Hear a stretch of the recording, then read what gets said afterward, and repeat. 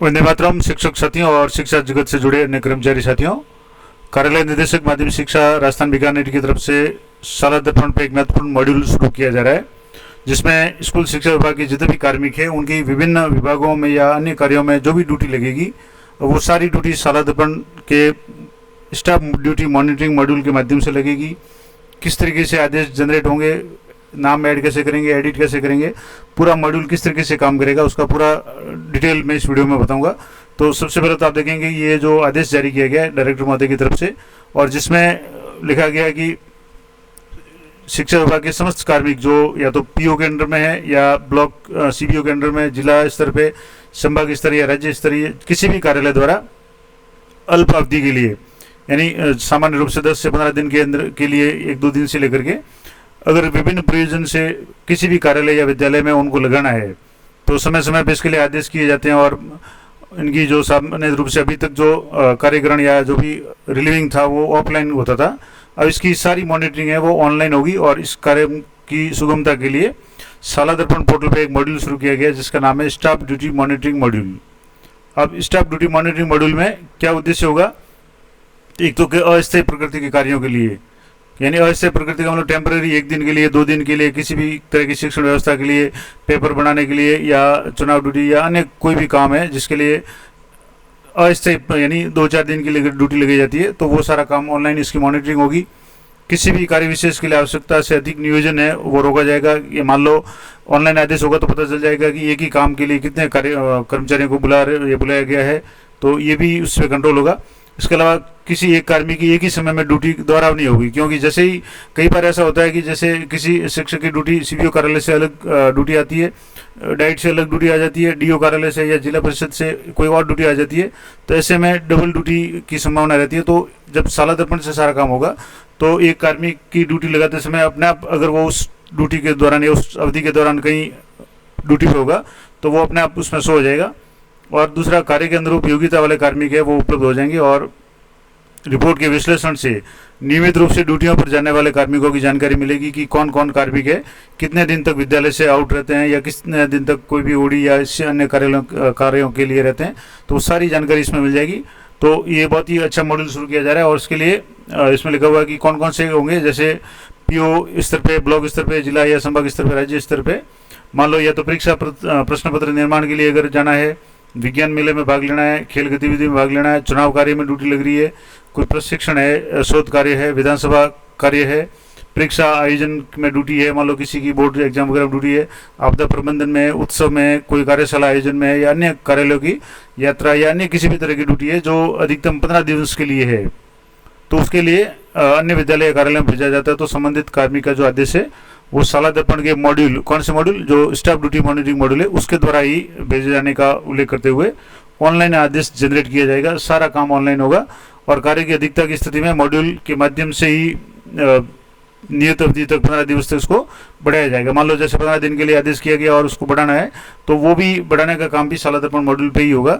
और भविष्य में इन आदेशों की, इन अल्पकालीन कार्यों में के लिए ऑफलाइन आदेश कोई भी जारी नहीं किया जाएगा। और उसका मॉड्यूल भी यहाँ दिया हुआ है।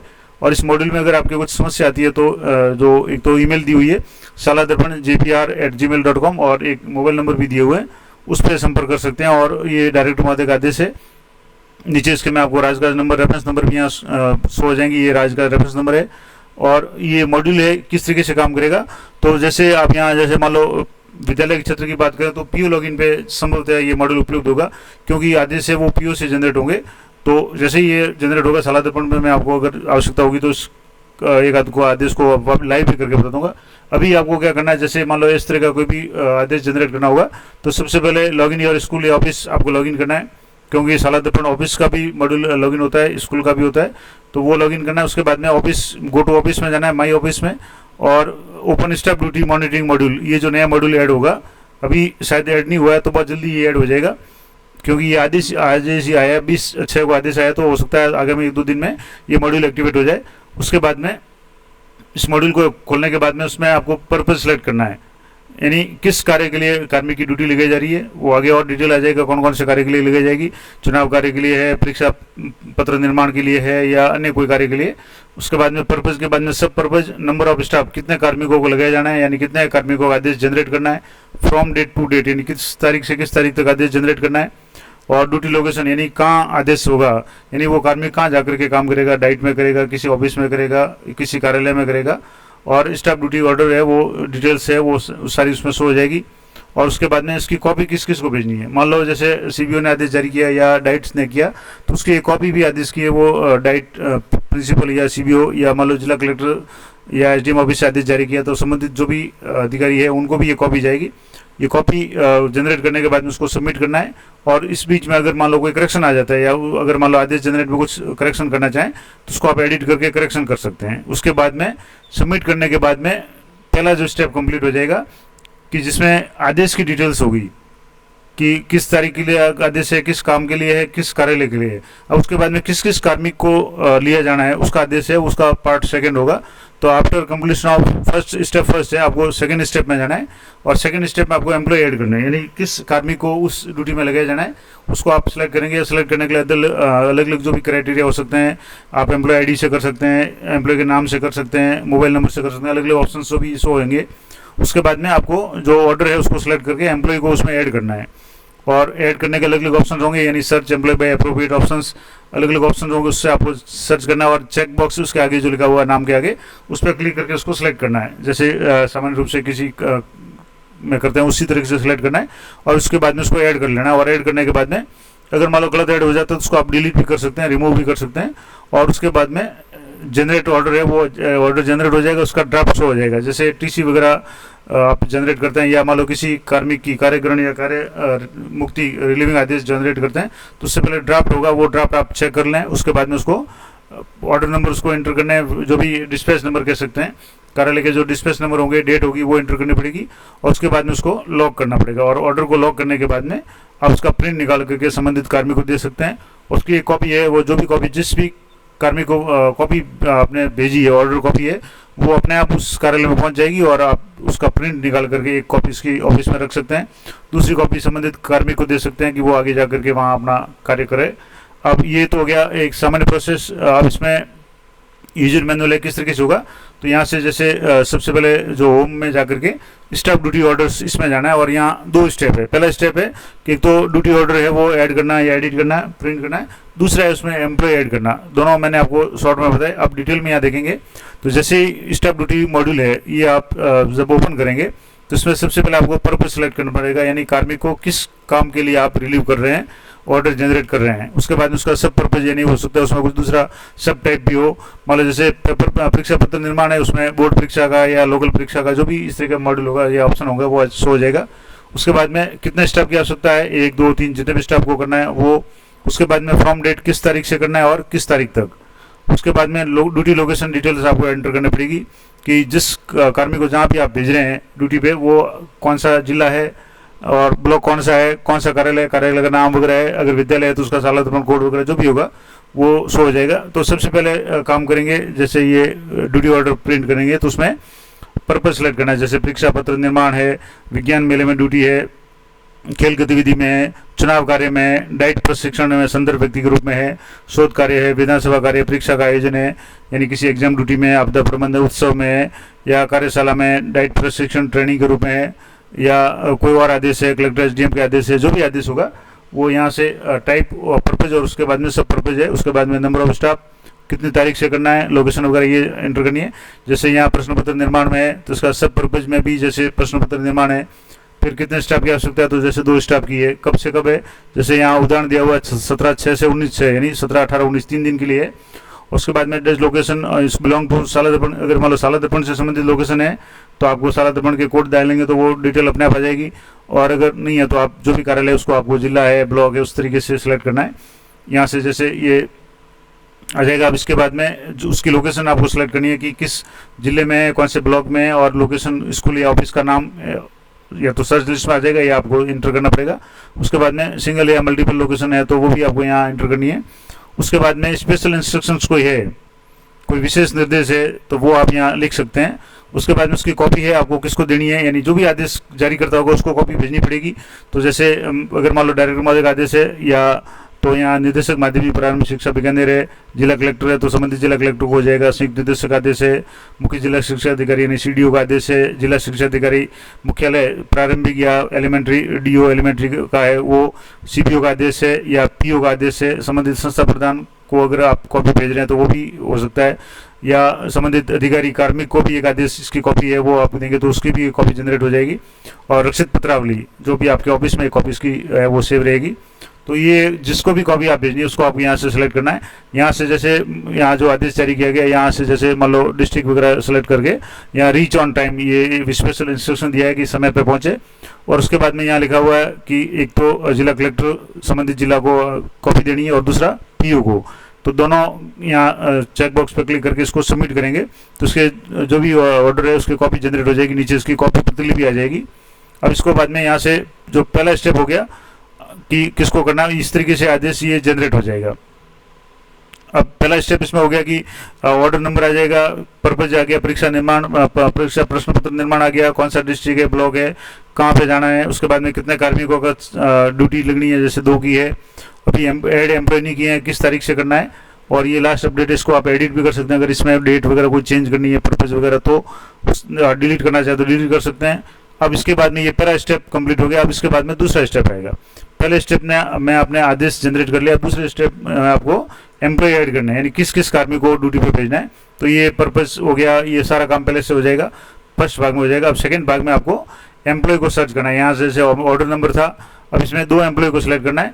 तो परीक्षा पत्र निर्माण के लिए कितने तारीख से, जैसे 17 तारीख से 19 तारीख तक है।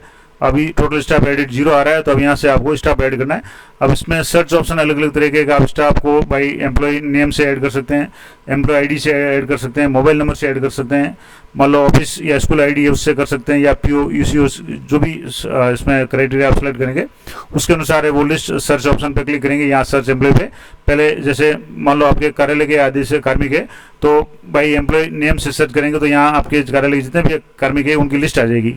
सर्च एम्प्लॉय पर क्लिक करेंगे तो इस तरीके से लिस्ट हो जाएगी। जैसे मान लो ये सर्च एम्प्लॉय है, ये कार्यालय का सिलेक्ट किया तो यहाँ से जितने भी एम्प्लॉय होंगे वो जो भी है वो शो हो जाएंगे, एम्प्लॉय आईडी शो हो जाएगी, नाम है, उनका पद वगैरह ये सारा शो हो जाएगा।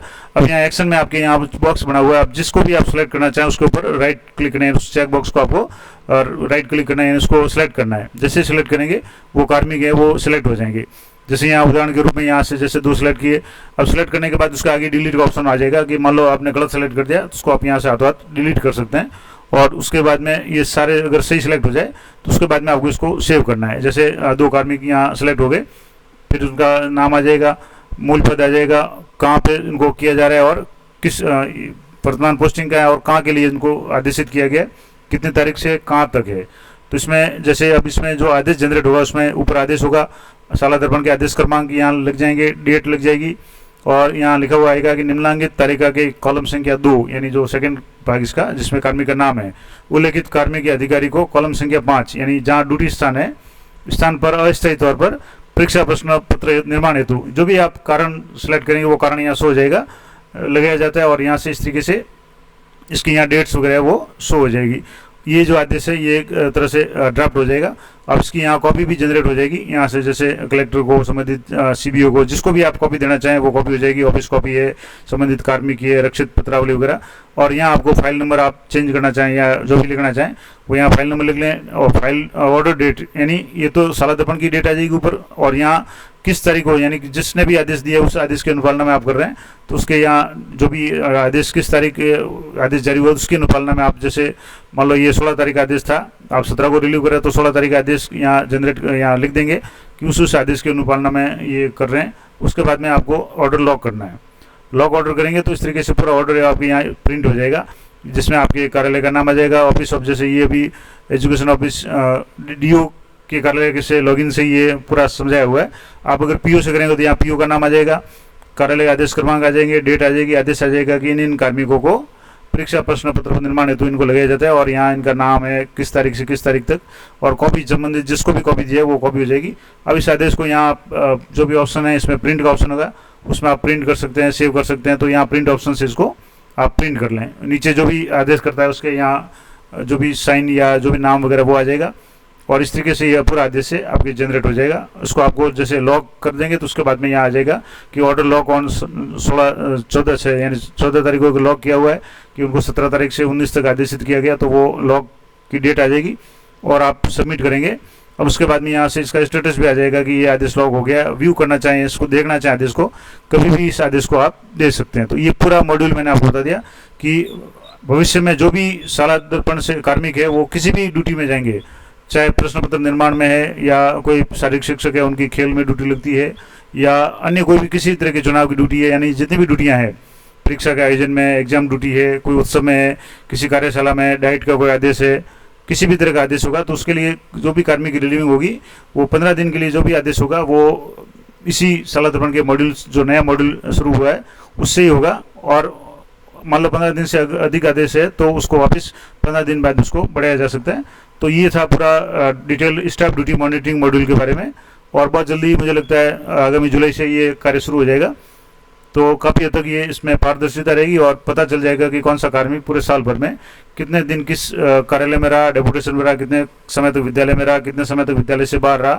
तो ये थी पूरी जानकारी स्टाफ ड्यूटी मॉनिटरिंग मॉड्यूल के बारे में। आशा करता हूँ ये जानकारी आप लोगों को रहेगी। इसी तरह की अपडेटेड जानकारी के लिए चैनल पर बने रहें। मिलते हैं नेक्स्ट वीडियो में, तब तक जय हिंद, जय भारत।